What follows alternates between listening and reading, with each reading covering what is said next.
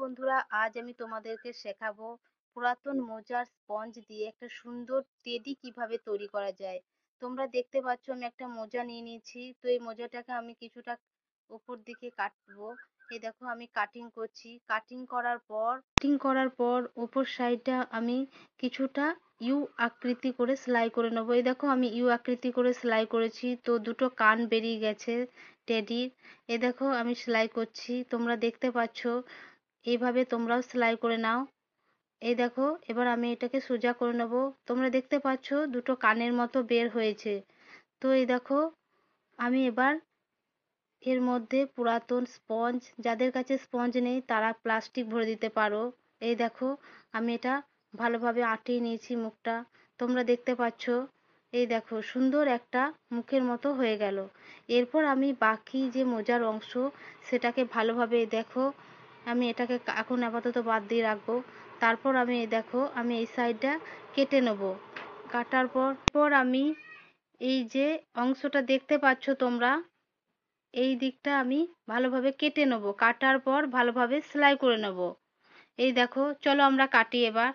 এবার আমি কাঁচি দিয়ে ভালোভাবে কাটিং করে নিয়ে আমি ভালোভাবে সেলাই করে নিচ্ছি। এই দেখো আমার কাটা হয়ে যাচ্ছে। এই দেখো এই অংশটা আমি এবার বাদ দিয়ে দেব। এই দেখো এবার আমি এটাকে ভালোভাবে সেলাই করে নেব। দেখতে পাচ্ছ সুন্দর হয়ে গেছে, এটা পা হবে। তো এই দেখো আমি সেলাই করেছি। এর মধ্যে আমি এবার স্পঞ্জ ভরে দেবো। স্পঞ্জ ভরে দিচ্ছি। আর তোমাদেরকে বলছি যাদের কাছে স্পঞ্জ নেই বাড়িতে ফেলে রাখা প্লাস্টিক ভরবে, দেখবে তাও সুন্দর হবে, নরম হবে। স্পঞ্জ ভরলে বেশি নরম হবে। এই দেখো, আর যাদের কাছে স্পঞ্জ নেই তারা তুলেও ভরতে পারো। এই দেখো আমার টেডি বডিটা তৈরি হয়ে গেছে। এই দেখো এবার আমি এইটুকু অংশ আছে এই অংশটি ভালোভাবে কেটে নেব। আমাকে যেহেতু হাত করতে হবে, হাত করার জন্য আমি দুই সাইড সেলাই করে নেব। একটু সাইডে রাখবো, তো ওইদিকে আমি তুলো বা আমি একটু স্পঞ্জ ভরবো। এই দেখো আমি সেলাই করছি। এই দেখো আমি এবার স্পঞ্জটা ভরে নিয়েছি, তোমরা দেখতে পাচ্ছ। এই দেখো এবার সোনু এটাকে নিয়ে একটু দুষ্টুমি করছে। এই দেখো এবার সব অংশ আমার তৈরি। আমি এবার সুন্দরভাবে সেলাই করে নেব, তোমরা দেখতে পাচ্ছ। বন্ধুদেরকে বলছি আমাদের ভিডিওগুলো যদি অবশ্যই ভালো লাগে লাইক করবে, আর কেমন হয়েছে কমেন্ট করে জানাবে। এই দেখো আমি আগে হাতটা ভালোভাবে বেঁধে নিলাম, ভালোভাবে সেলাই করে নিলাম। হাত দুটো সেলাই করার পর আমি মুন্ডুটা ভালোভাবে সেলাই করে নিচ্ছি। এই দেখো আমার টেডি তৈরি।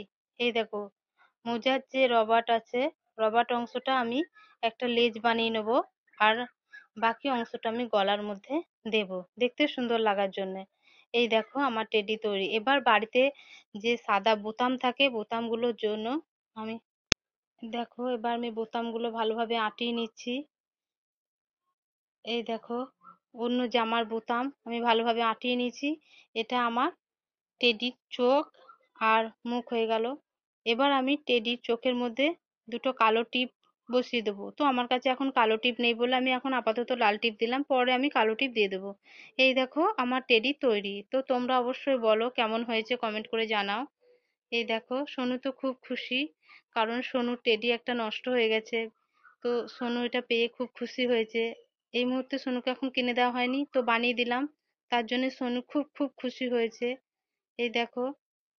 তো টাটা বাই বাই, আজকের মতন এখানে